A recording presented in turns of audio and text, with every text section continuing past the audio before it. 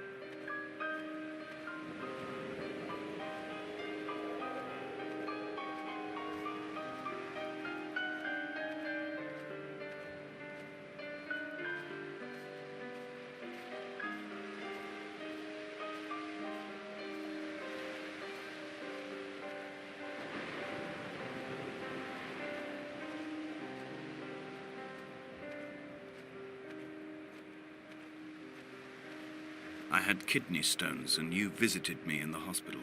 After the operation, when I was still half submerged in anesthetic, your outline and your speech both blurred. Now my stones have grown into an island and made their escape, and you have been rendered opaque by the car of a drunk.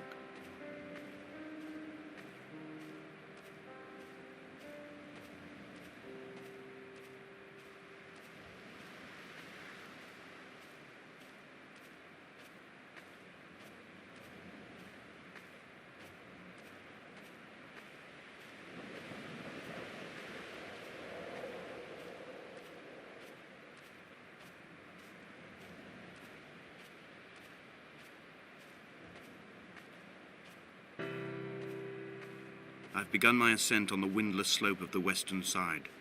The setting sun was an inflamed eye squeezing shut against the light shone in by the doctors.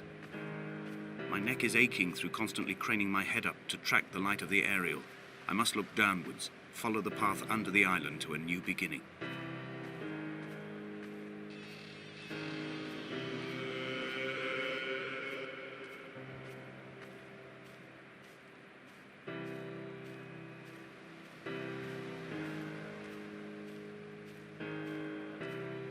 The bothy was constructed originally in the early 1700s.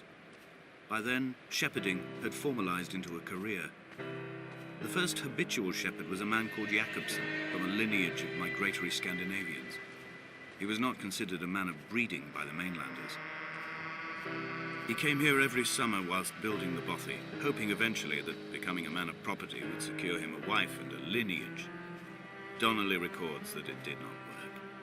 He caught some disease from his malcontented goats and died 2 years after completing it. There was no one to carve white lines into the cliff for him either.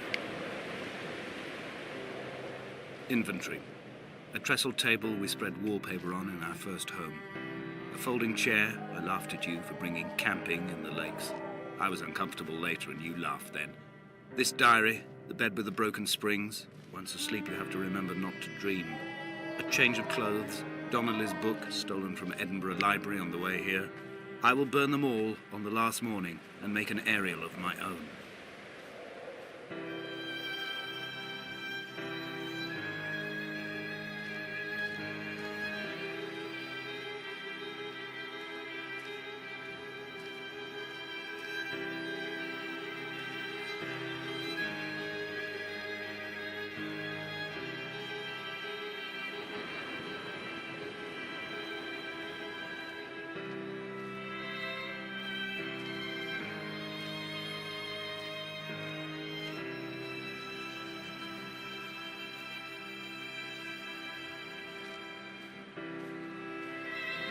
What to make of Donnelly, the laudanum and the syphilis? It is clearly not how he began, but I've been unable to discover if the former was a result of his visiting the island or the force that drove him here. For the syphilis, a drunk driver smashing his insides into a pulp as he stumbled these paths, I can only offer my empathy. We're all victims of our age. My disease is the internal combustion engine and the cheap fermentation of yeast.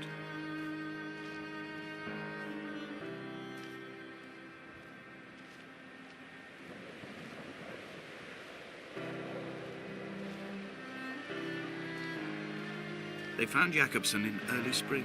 The thaw had only just come.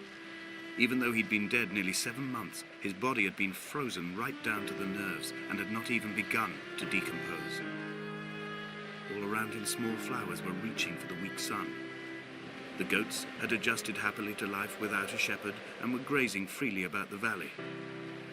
Donnelly reports they hurled the body in fear and disgust down the shaft, but I cannot corroborate this story.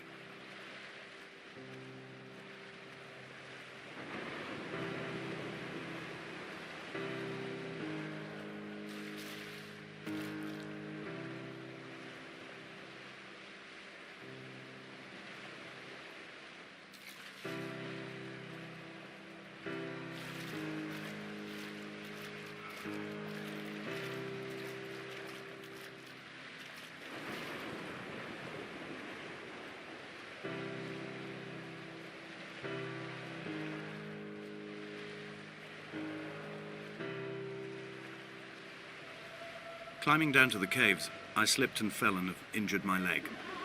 I think the femur is broken. It is clearly infected. The skin has turned a bright, tight pink, and the pain is crashing in on waves, winter tides against my shoreline, drowning out the ache of my stones. I struggled back to the bothy to rest, but it has become clear that there is only one way this is likely to end. The medical supplies I looted from the trawler have suddenly found their purpose. They will keep me lucid for my final ascent.